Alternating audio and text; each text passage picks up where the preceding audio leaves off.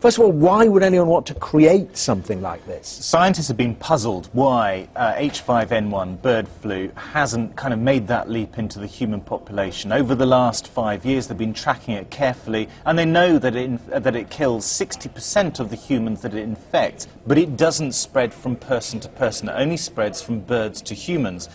Now, what these Dutch scientists have done is look at the mutations, the key changes in the DNA or the RNA, the genetic material of the virus, and find out what it needs to do to make that leap, to spread in the normal way of flu from person to person through coughs and sneezes. And they know that it's just 5 changes in 2 genes, and that's all it needs. So there was a pure scientific reason for doing this research, to prove that H5N1 could do this naturally, but of course they needed to speed that up and do it in the lab.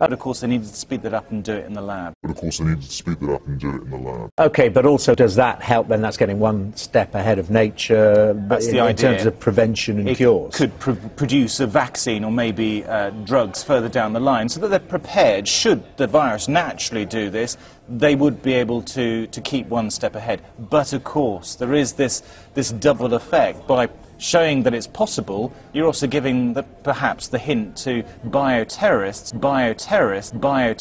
who might want to use this virus to kill thousands, possibly even millions of people, and find out what it needs to do to make that leap, to spread. But of course they need to speed that up and do it in the lab. And find out what it needs to do to make that leap, to spread. But of course they needed to speed that up and do it in the lab. And find out what it needs to do to make that leap, to spread.